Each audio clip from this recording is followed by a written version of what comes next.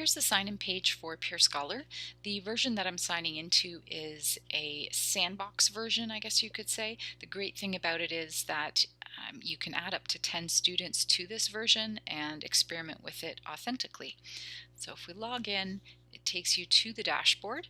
Right now I've only created the one course. You can always add more just by clicking on Add Course. So if we click on this, it'll take you to the course homepage. So I've named this particular course after our assignment. You have the option to add up to 10 students. Got a couple added in there. You can add more administrators, and of course there's a grade book. Here you have the option to add activities, whatever you want the students to create and assess each other on. And then here's one that I've already created. So video, presentation, assignment, sample. You'll notice there's 3 phases here: create, assess, reflect. These 3 elements form the basis of PeerScholar and really just attest to the simplicity of this innovation. It's very easy to use and fairly self-explanatory as you go along. So let me show you what it looks like. Edit it. I'm not going to go into great detail in the interest of time, but I will provide a link to a video that will give you detailed instructions on how to use it if this is something you want to experiment with as well. So here I've named the activity, and then it'll take you to the create phase. Okay, so the first phase, so from the instructor side, the create phase is the instructions that you're giving the students. So similar to other programs, you can embed video links, you can embed all different kinds of links, and then you can also attach things. So for instance, I've attached a rubric here. This is just a sample rubric. Obviously it's not one I would give to students, but it'll just give you an idea of how to create instructions.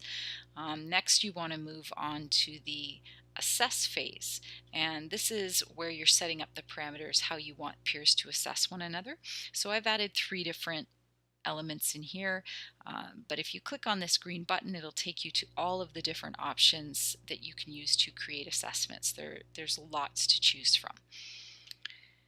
Okay, also the self-assessment link is active, which means that the student will then get to assess themselves using the same criteria that their peers assess them on. Great thing is you can actually customize the self-assessment component of that. Once you've set up those parameters, you would move on to the reflect phase, and this is where you set up the parameters by which you want students to reflect on the feedback that they receive from their peers. And again, you have similar options here to choose from, and you can make it as creative or as simple, as detailed as you'd like. You also have the option to add more questions at the end that just sort of maybe are more general. For instance, did you feel you benefited from this process? And this one here, was it easy to use PeerScholar? So once you've finished setting that up, just hit save and close, and you'll notice it brings you here to the 3 phases again: create, assess, reflect. You can set up a calendar to activate these. Like for instance, if there's a Dropbox deadline like you'd have on one of your learning management systems, you can set up the create phase to have those certain deadlines, or you can do it manually. So if I click on the create phase, this now activates the create phase from the student side, and I will show you that next.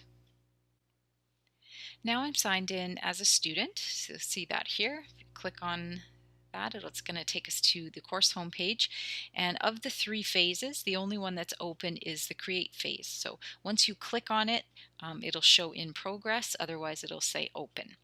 So we'll go to create phase.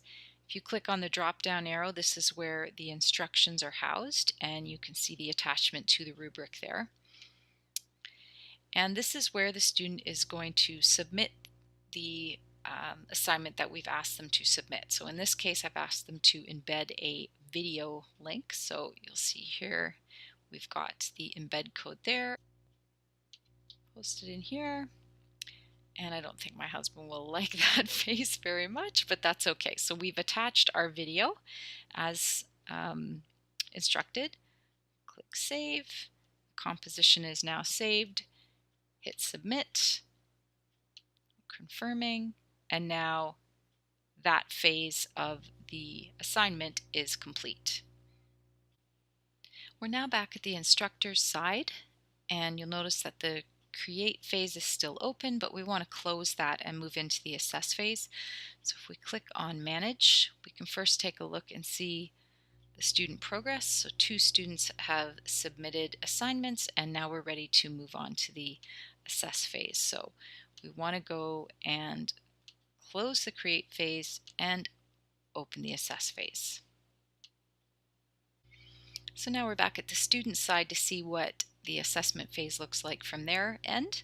So the creation is complete. Assess, if you click on it, it goes from saying open to in process. So let's just click on assess phase, and here it's going to show that there's 3 available peers to assess. In this case there is only 1, since I've just added 2 samples. So here's the video that this student uploaded, so you can click on the video and watch the production that they came up with, and on the right hand side you'll see the assessments that the instructor has provided. So here's my way too detailed matrix, but the student can click on different things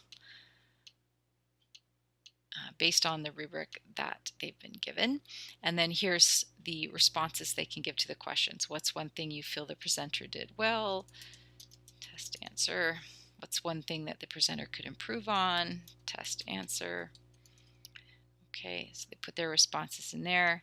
They save it. And that part is complete. What they can do now is look at the self-assessment phase. This is the student's own work, okay, and then they can assess their own work based on the same criteria. So if we just click on